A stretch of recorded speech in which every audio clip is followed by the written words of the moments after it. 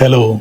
ഏതെങ്കിലും കാരണങ്ങളാൽ ഇന്ന് നിന്റെ മനസ്സ് വിഷമിച്ചിരിക്കുകയാണെങ്കിൽ, ഏതെങ്കിലും കാരണങ്ങളാൽ ഇനി മുന്നോട്ട് പോകാൻ സാധിക്കുന്നില്ല എന്ന് തോന്നുകയാണെങ്കിൽ, നിരാശയോ സങ്കടമോ ഉണ്ടെങ്കിൽ ഒരു കാര്യം ഒന്ന് ഓർമ്മപ്പെടുത്താൻ വേണ്ടി മാത്രമാണ്. പണ്ടെപ്പോഴോ ഞാൻ വായിച്ച ചില വരികളാണ്.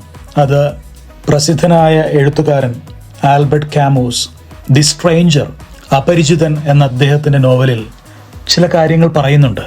എല്ലാ വെറുപ്പുകൾക്കും ഒടുവിൽ എൻ്റെ ഉള്ളിൽ ആർക്കും പരാജയപ്പെടുത്താനാകാത്ത ഒരു സ്നേഹമുണ്ടെന്ന് ഞാൻ കണ്ടെത്തി. എല്ലാ നിലവിളികൾക്കുമിടയിൽ എൻ്റെ ഉള്ളിൻ്റെ ഉള്ളിൽ ആർക്കും മായ്ച്ചു കളയാനാകാത്ത ഒരു പുഞ്ചിരി ഉണ്ടെന്ന് ഞാൻ കണ്ടെത്തി. എല്ലാ അരാജകത്വത്തിനിടയിലും എൻ്റെ ഉള്ളിൻ്റെ ഉള്ളിൽ ആർക്കും പരാജയപ്പെടുത്താനാകാത്ത, എടുത്തുമാറ്റാനാകാത്ത ഒരു ശാന്തതയുണ്ടെന്ന് ഞാൻ കണ്ടെത്തി. എല്ലാം ഞാൻ തിരിച്ചറിയുന്നുണ്ട്. നീണ്ടു നിൽക്കുന്ന ഒരു ശൈത്യകാലത്തിനൊടുവിൽ മനോഹരമായൊരു വേനൽക്കാലം ഉണ്ടെന്ന് ഞാൻ കണ്ടെത്തി. അതെന്നെ തീർച്ചയായും സന്തോഷിപ്പിക്കുന്നുണ്ട്. എന്തെന്നാൽ ലോകം എനിക്കെതിരെ എത്ര ശക്തമായി പ്രതികരിച്ചാലും എൻ്റെ ഉള്ളിൻ്റെ ഉള്ളിൽ അതിലും മികച്ച ഒന്ന് എന്നെ നിലനിർത്തുന്നുണ്ട്. എത്ര മനോഹരമായൊരു ജീവിത നിരീക്ഷണമാണല്ലേ. ഒരു പക്ഷേ ഒരു പ്രതിസന്ധികൾക്ക് മുന്നിലും തളരാതെ നിൽക്കുന്ന ഒരാത്മാവിൻ്റെ മനോഹരമായ ഏറ്റുപറച്ചിലാണ് നമ്മൾ കേൾക്കുന്നത്. നമ്മൾ ഇന്ന് നേരിട്ട് കൊണ്ടിരിക്കുന്ന പ്രശ്നങ്ങളൊന്നും തന്നെ ഈ പ്രപഞ്ചമുണ്ടായതിനു ശേഷം ആദ്യമായി ഒരാൾ നേരിടുന്നൊരു പ്രശ്നമല്ല.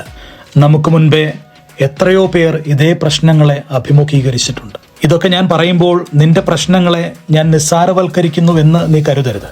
സമാനതകളില്ലാത്ത പ്രശ്നങ്ങൾക്ക് നടുവിലൂടെ കടന്നു പോകുമ്പോൾ അസാധാരണമായ മനസ്സാന്നിധ്യം നമ്മൾ പുലർത്തേണ്ടതുണ്ട്.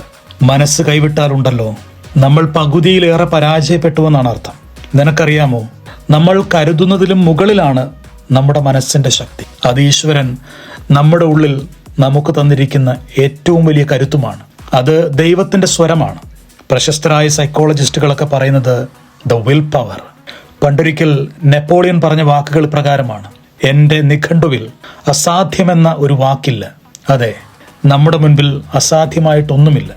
നമുക്ക് കടന്നു ചെല്ലാനാകാത്ത ഇടങ്ങളും നമുക്ക് പരിഹരിക്കാനാകാത്ത പ്രശ്നങ്ങളുമില്ല. നമ്മുടെ കഴിവിൻ്റെ പ്രശ്നങ്ങൾക്കപ്പുറമുള്ള എല്ലാ കാര്യങ്ങളെയും പരിഹരിക്കാൻ ദൈവം നമ്മുടെ കൂടെയുണ്ട് എന്ന് നമ്മൾ ഉറപ്പായും വിശ്വസിക്കണം. നിനക്ക് പരാജയപ്പെടുത്താനാകാത്ത, കീഴ്പ്പെടുത്താനാകാത്ത യാതൊരുവിധ പ്രലോഭനങ്ങളും നിനക്ക് നൽകപ്പെട്ടിട്ടില്ല എന്നാണ് വേദഗ്രന്ഥം പഠിപ്പിക്കുന്നത്. പ്രശ്നങ്ങളൊക്കെ വരുമടോ, അവിടൊക്കെ നമ്മൾ ശിരസ് കുനിക്കാൻ നിന്നാൽ, പരാജയപ്പെടാൻ നിന്നാൽ പിന്നെ നമ്മുടെ ജീവിതത്തിനൊക്കെ എന്തർത്ഥമാണുള്ളത്? ആ പ്രശ്നങ്ങളൊക്കെ അഭിമുഖീകരിച്ച് നിൽക്കുമ്പോൾ നമുക്ക് സ്വയം തോന്നുന്നേണ്ടുന്നൊരു അഭിമാനമുണ്ട്. ഇതിനെ ഞാൻ നേരിടും, നേരിട്ടേ മതിയാകൂ എന്ന് ഞാൻ എനിക്ക് തന്നെ കൊടുക്കുന്ന ഒരു ഉറപ്പുണ്ട്. എനിക്ക് വേദഗ്രന്ഥത്തിലെ ദൈവം പറഞ്ഞ വാക്കുകളിൽ ഏറ്റവും ഇഷ്ടം തോന്നിയൊരു വാക്ക് പഴയ നിയമത്തിലേതാണ്. If I am the Lord I will do it. ഞാൻ ദൈവമാണെങ്കിൽ ഞാനത് ചെയ്തിരിക്കും എന്ന് വേണമെങ്കിൽ നമുക്ക് പരിഭാഷപ്പെടുത്താം. ദൈവം പോലും അങ്ങനെയല്ലേ പറയുന്നത്? If I am the Lord I will do it. തനിക്കും സാധിക്കുമിടോ. താൻ ദൈവത്തിന്റെ സൃഷ്ടിയല്ലേ, തനിക്കും സാധിക്കും. ധൈര്യമായി മുന്നോട്ട് പോവുക. ഒടുവിൽ പാറിപ്പറക്കുന്ന മുടിയിഴകളും നെഞ്ചിലൊരു മുറിവും പാതിയടഞ്ഞ മിഴികളുമായി അങ്ങ് അകലെയിരുന്ന് നസ്രായൻ പുഞ്ചിരിക്കുന്നുണ്ട്.